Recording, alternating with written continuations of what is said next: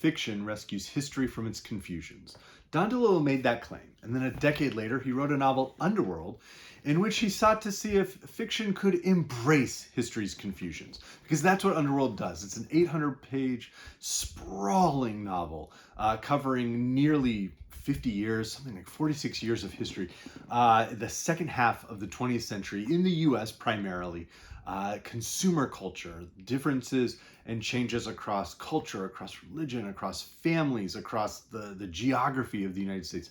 And he's trying to examine all these different ideas. He is taking disparate lives that are forming and reforming after they're shattered, whether it's through violence or through betrayal, or through disappointment. And he takes those and he blends them all together and he plucks out little crystals of those shattered lives and pieces them together into this fractured mirror that we can look at and start to see aspects of our lives, aspects of a world that has bequeathed the 21st century to us. There are elements in which he is very forward-thinking and pushing towards how our world continues to change with technology, with consumerism, with the proliferation of waste, nuclear and otherwise.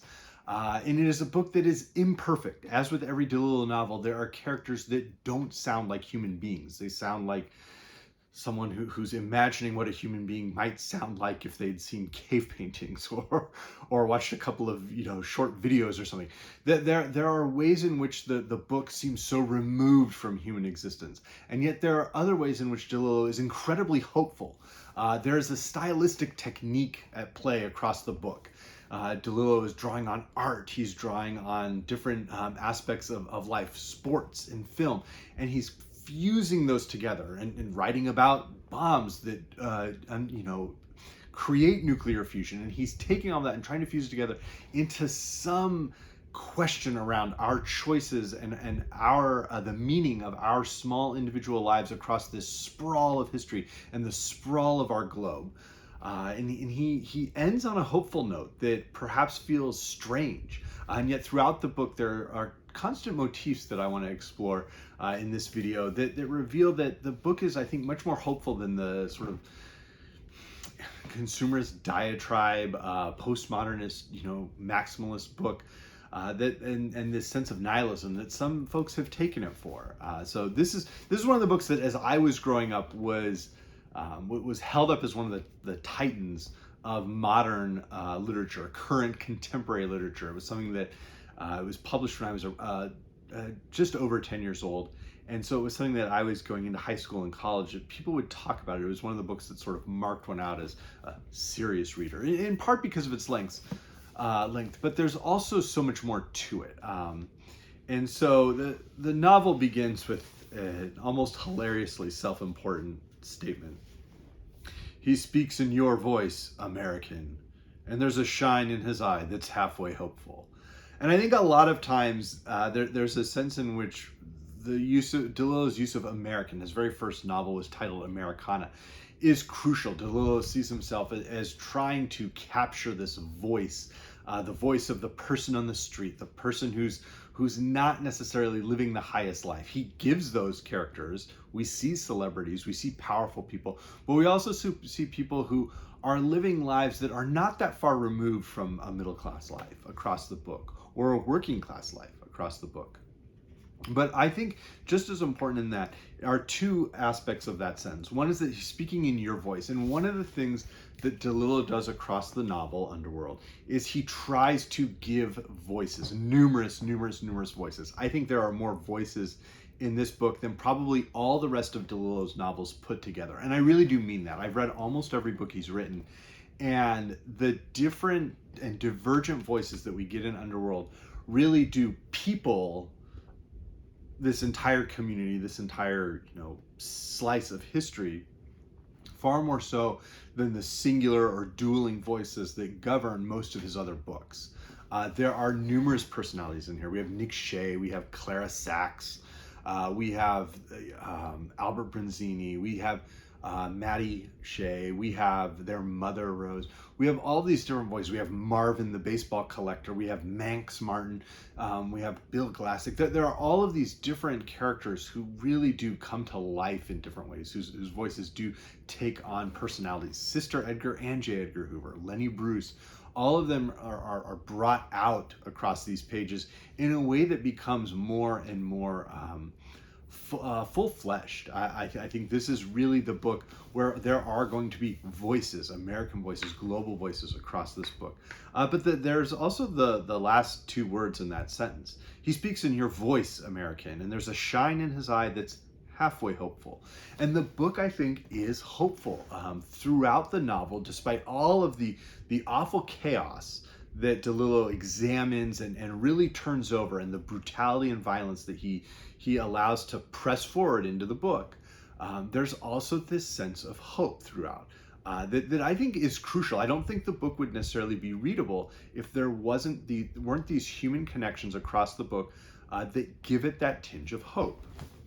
Now, I do want to get into two passages from the novel where he underlines those themes a little bit more. So he famously begins the novel with this 50-page set piece for the shot heard around the world, this final playoff game to see who will get to go to the World Series between the Brooklyn Dodgers and the New York Giants, two teams that are both in California now, not in New York, and had relocated to California by the time DeLillo wrote the book.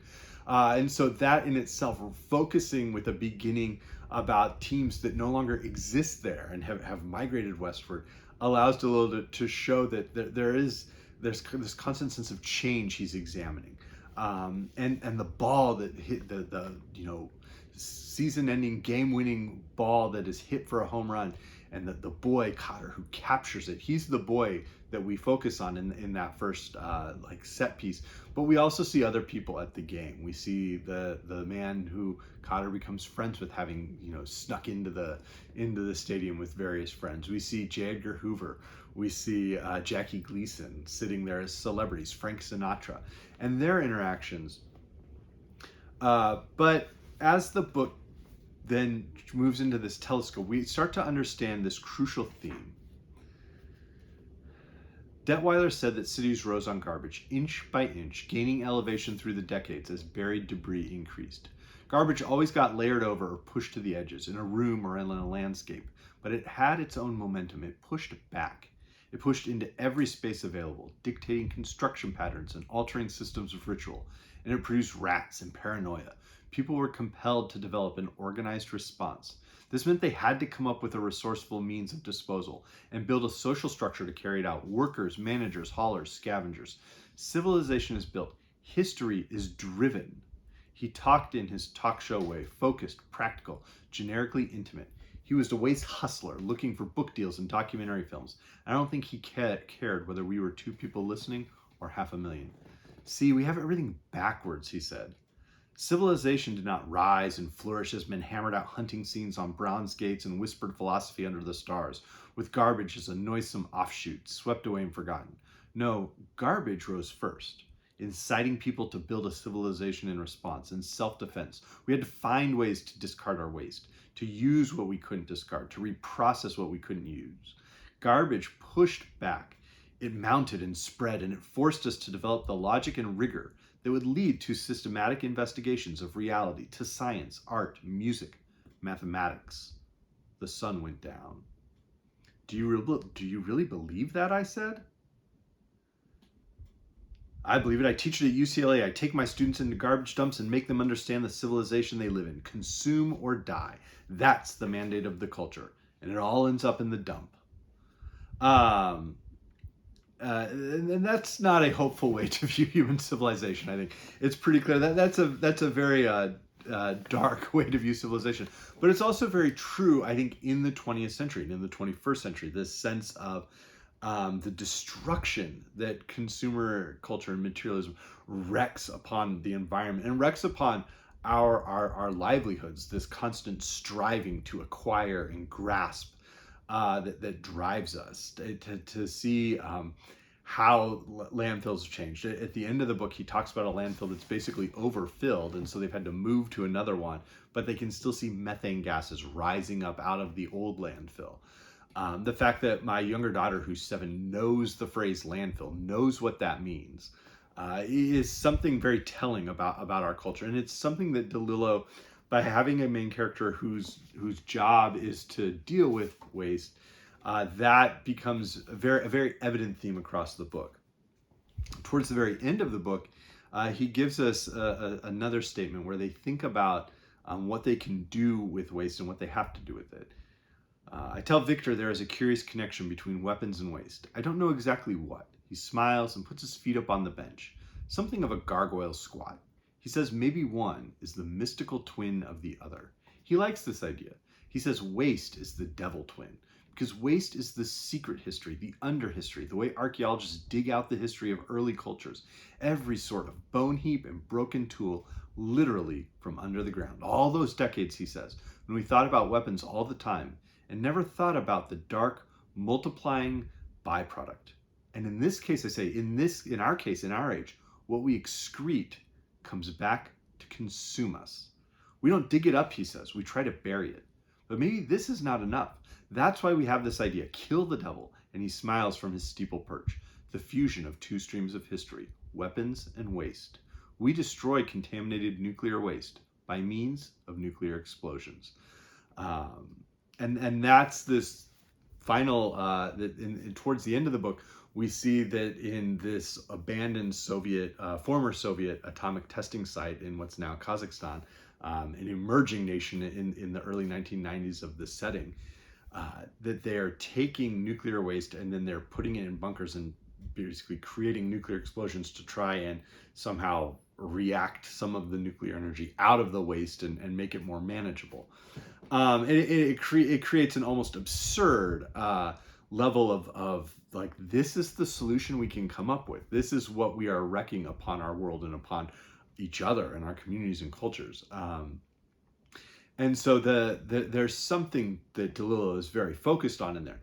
But throughout the novel, he's focused not just on how our consumer culture spreads out and proliferates waste and the danger and destruction that are driving these forces and that are driving this proliferation of waste, nuclear and material.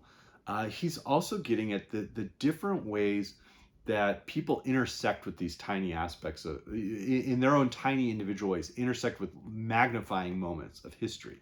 That was something that DeLillo, I think, had really been obsessed with in Libra, an earlier novel about the JFK assassination and about Lee Harvey Oswald's life.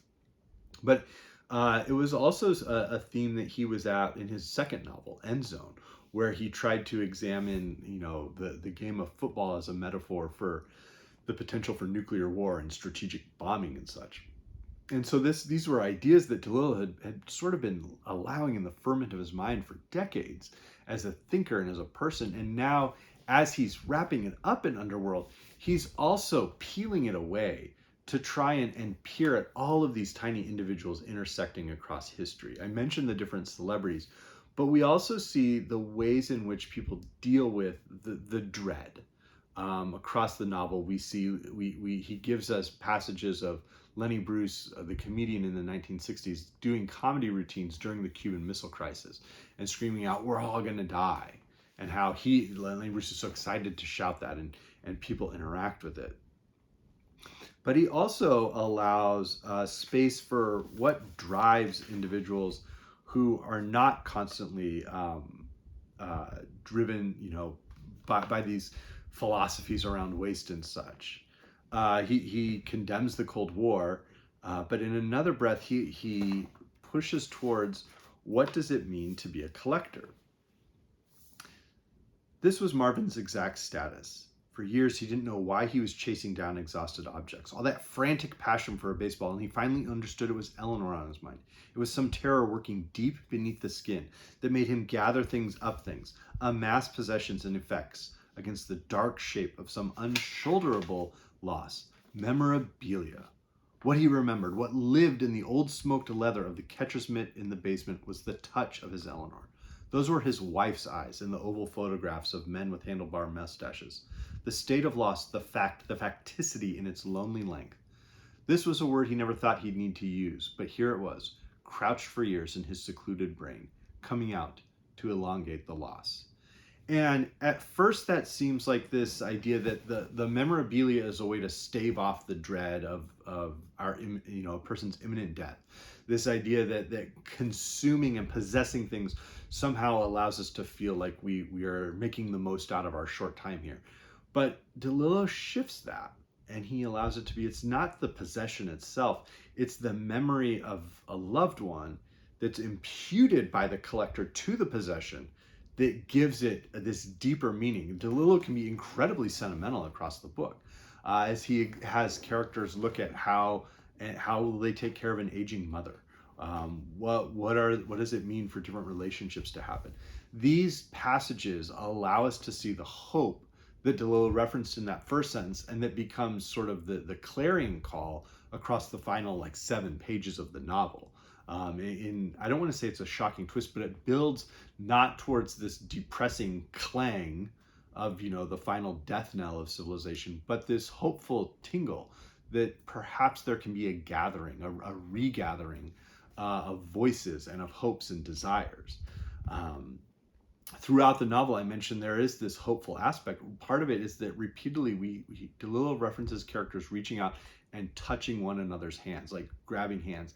And that becomes, that's a very real thing of, in a moment of danger, one might grab the hand of someone else, being like, well, we're facing this together. But there's this consistent description of reaching out and holding someone else's hand, or reaching for someone else's hand, that gives the human connection to undergird the relationships that DeLillo is exploring throughout the book. One of the other really fascinating aspects of Underworld, for those who've never read it, is that DeLillo uses a really great structural shift. So he begins the book in 1951 and jumps all the way up to the present day of the book, the mid-1990s. And then he slowly telescopes back in time. So we're in the 1990s, and then there's this brief interlude back in 1951, sort of the night that home run is hit. And then for about 10 pages, but then we jump back forward in time to the 1980s, and then we sort of see what's going on there. And then we get another, little snippet. And then we jump into 1974, and there's this whole sense of 1974 is this crucial year. It's the year of Watergate. It's the year of all of these important moments in culture. It's a year in which characters are going, and burgeoning art movements are taking place. Characters are going in and seeing films. And so we have heard about what's happening with these characters' lives in the 1990s, and we're seeing what developments exist as we go farther and farther and farther back in time. We get into the 1960s and 1950s, and he starts to chop it up even more. And so within the alternating sections, there'll be a character who's primarily the main point of view for a long, many pages and pages, but then he shifts and it becomes very fragmented, and we get a different character in every chapter. Or in the 1960s, we start to get characters who are in the late 1950s. It's like just 3-page snippets that are jumping between the 1950s and 1960s back and forth, sort of, and pinballing through that. And then we ultimately end up back in the 1950s, right, in the aftermath of that home run, and we see these characters 45 years in the past. And so that telescoping structure is really fascinating, and then he loops it elliptically back to the mid-1990s, and we see some final meditations, in a sense, from these characters. So the structure itself is really strong, and I think it shows a sense of purpose behind what DeLillo was doing. But there's also just absolutely fascinating set pieces. The opening, at the shot heard around the world, the baseball game between the Dodgers and Giants, that's an incredible, at the Polo Grounds, that's an incredible set piece. There's these incredible set pieces around the Truman Capote party in the 1960s in New York, with J. Edgar Hoover and Clyde Tolson deciding, when they're going to go and how they're going to go. And we see their alternating perspectives in different chapters there. We also get this description of a screening. There was an ambivalence that vitalized the crowd. Whatever your sexual persuasion, you were here to enjoy the contradictions. Think of the relationship between the film and the theater in which it was showing. the work of a renowned master of world cinema screened in the camp environment of the Rockettes and the mighty Wurlitzer. But a theater of a certain impressive shapeliness, a breathtaking place even, for all its exaggerations and vanities, with roundels of enameled brass on the outer walls and handsome display cases in the ticket lobby and nickel bronze stair rails here in the foyer, a space that resembled the hushed and sunken saloon of an ocean liner. And possibly a film you're not likely to forget this, that will be riddled with mannerisms, whatever the level of seriousness. At least you hope so. Didn't Ivan the Terrible contain scenes so comically overwrought amid the undeniable power of the montage that you laughed and caught your breath more or less simultaneously?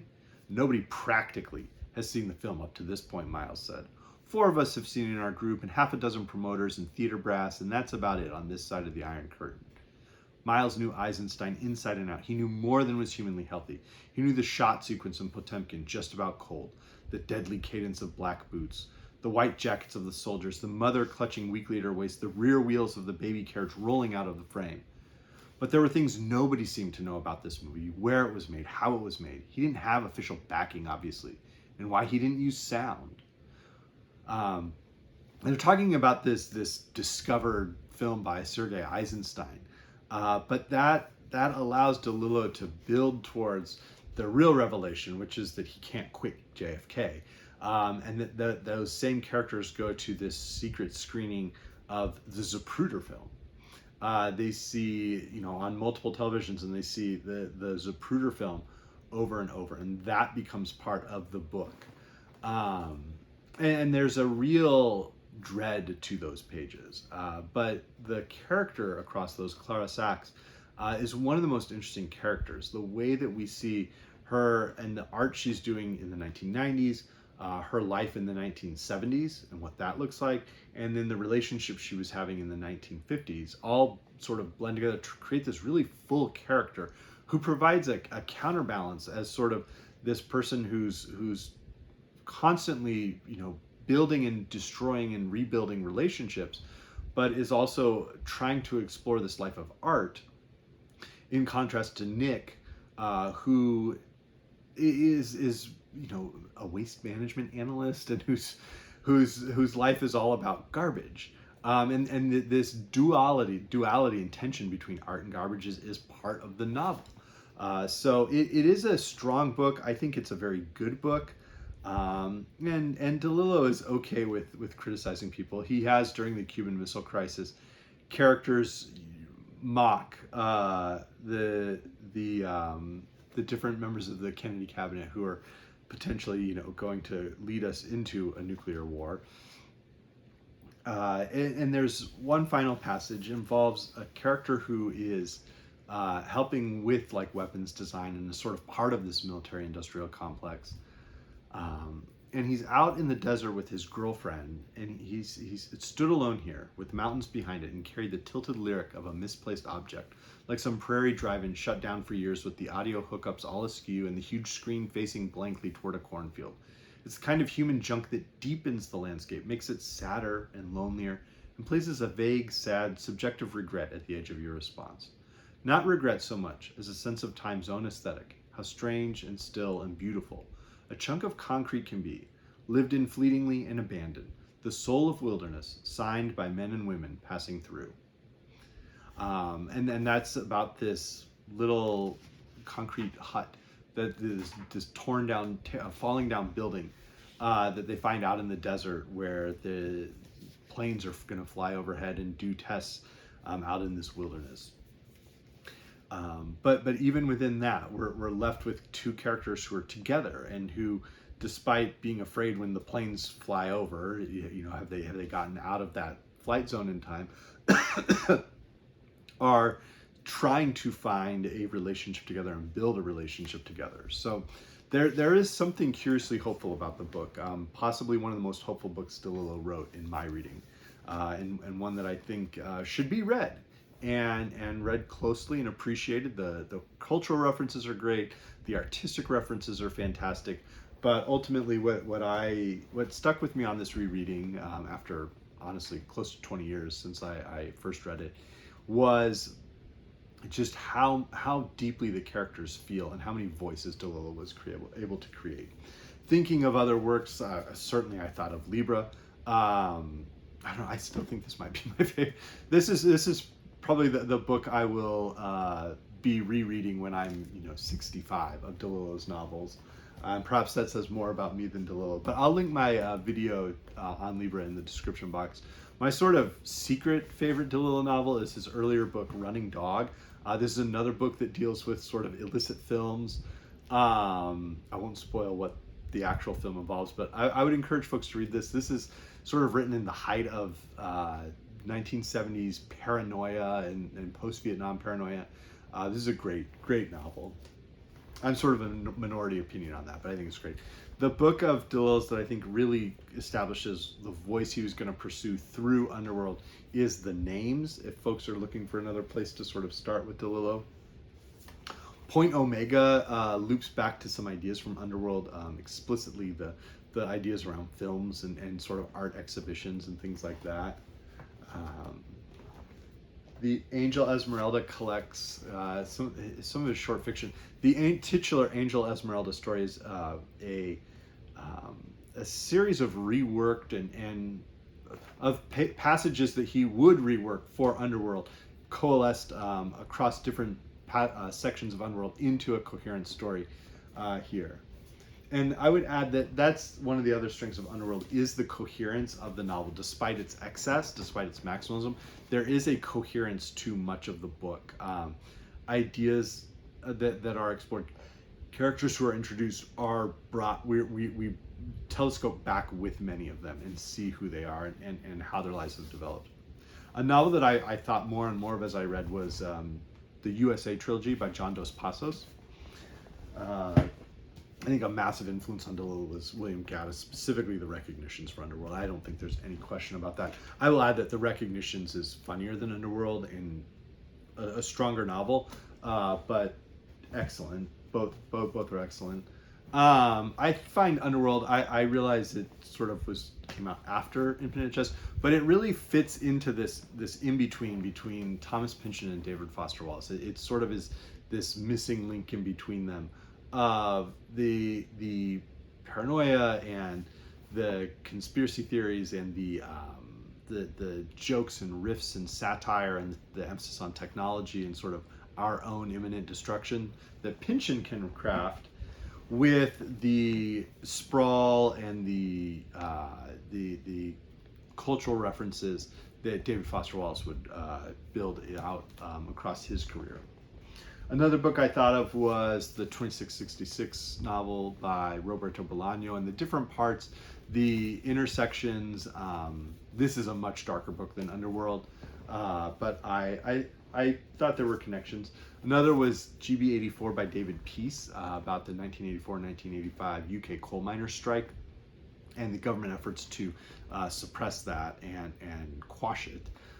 The voices here are absolutely haunting. Peace did an enormous amount of research, and I think he really captured a couple of, like, 4 dueling voices across this book in a way that DeLillo was striving to. Another, I think, influence on DeLillo, and maybe one that folks aren't quite as aware of, is Harold Brodkey. For years he was writing this magnificent novel that maybe Underworld is an approximation of what Brodkey would have liked to write. But he was all about sort of cutting deeper and deeper and deeper into his own consciousness. And DeLillo was on record talking about like how he was a huge fan of Brodkey's. His stories in an almost classical mode collect the passages from this never quite finished novel that Brodkey was writing that reveal that plunge into his psychology and the psychology of his past as a boy, as a child, as a young man. I do not recommend his novel, The Runaway Soul. It's pretty atrocious. Another writer who loves to sort of examine the sprawl of history and the personal aspect of it would be E.L. Doctorow, whether it's in Ragtime or the Book of Daniel. The passages in the 1950s, especially in New York City, made me think of The Assistant by Bernard Malamud, but also, of course, with baseball, The Natural. And then finally, I think that what's interesting is DeLillo pulls us back and back and back in time, and John Updike with the Rabbit novels was continuing every decade to write a book that carried forward in time. So Rabbit Run about the 1950s, Rabbit Redux about the 1970s, Rabbit is Rich about the 1970s, Rabbit at Rest about the 1980s. He was carrying forward in time, and DeLillo with Underworld sort of rips all the way back. There's an interesting duality there as well. So again, let me know if you're a DeLillo fan, if you're a fan of Underworld, if you have a favorite aspect to the book, and peace. Thank you.